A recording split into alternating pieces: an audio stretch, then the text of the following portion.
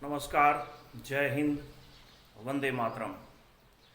આજે 15મી ઓગસ્ટ 2024 નિમિત્તે જ્યારે આપણે આપણો 78મો આઝાદી પર્વ સ્વાતંત્ર્ય પર્વ ઉજવી રહ્યા છીએ ત્યારે આપ સૌને આ સ્વાતંત્ર્ય પર્વની ઘણી બધી શુભકામનાઓ.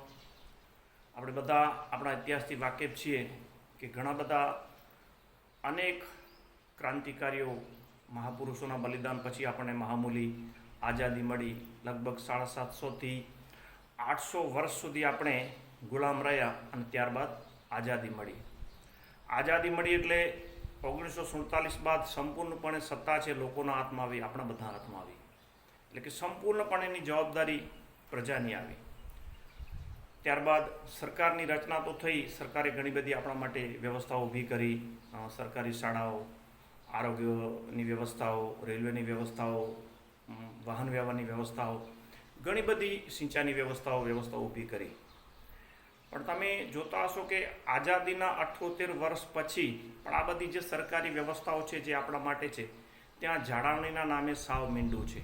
આ કોની જવાબદારી છે? સરકારની જવાબદારી છે? નહીં, આપણી જવાબદારી છે.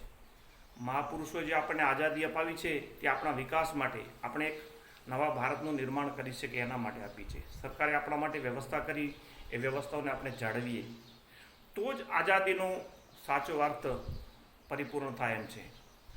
આઝાદીના 78 વર્ષ પછી પણ સરકારે શાળામાં બાળકોને દાખલ કરવા માટે પ્રવેશોત્સવ ઉજવવા પડે છે, સાક્ષરતા અભિયાન ચલાવવા પડે છે.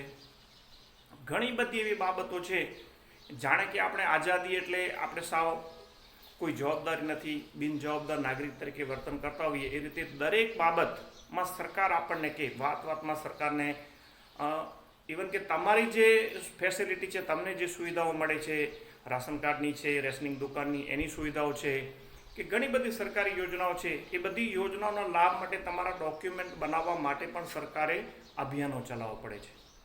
તો નથી લાગતું કે આઝાદીના 78મા પર્વ પછી શિક્ષણની બાબતમાં, આરોગ્યની બાબતમાં, સરકારી સહાયતાઓની બાબતમાં આપણે થોડાક જાગૃત બની આપણા જે ડોક્યુમેન્ટો છે એ આપણે પૂરા કરીએ. જે સરકાર આપણને લાભ આપે છે તો સામે સરકારને પણ આપણે એટલા વફાદાર રહીએ. કારણ કે આપણે સરકારને જો વફાદાર નહીં રહીએ, 150 કરોડની વસ્તી થઈ ગઈ છે, હવે આપણી પાસે જે સંસાધનો છે, જે ખનિજ સંપત્તિ છે, ઘણી બધી જે સંપત્તિ છે, ફેસિલિટી છે, મર્યાદિત છે અને 150 કરોડને આપણે પાર પહોંચી ગયા છીએ.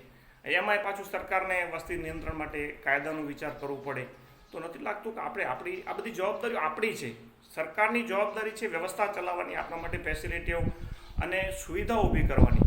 એ સુવિધાઓ મેળવી, એનો વ્યવસ્થિત લાભ મેળવી, એનો સદુપયોગ કરો અને ઘણા બધા જે આપણા રાષ્ટ્રપતિની ફરજો છે એનું પાલન કરવાની જવાબદારી આપણી છે. આઝાદીના 78 વર્ષ પછી આપણે બાળકોને નિશાળમાં ભણવાનું મૂકીએ, વ્યવસ્થાઓની જાળવણી ન કરીએ તો આઝાદીનું કોઈ મહત્ત્વ નથી. આપણે માત્ર ને માત્ર દોષારો પણ સરકાર પર કરીશું કે સરકારે આમ નથી કર્યું, સરકારે આપણને આમ નથી આપ્યું, સરકારે ઘણું બધું આપ્યું છે, પરંતુ જાળવણી કરવાની જવાબદારી આપણી જ છે.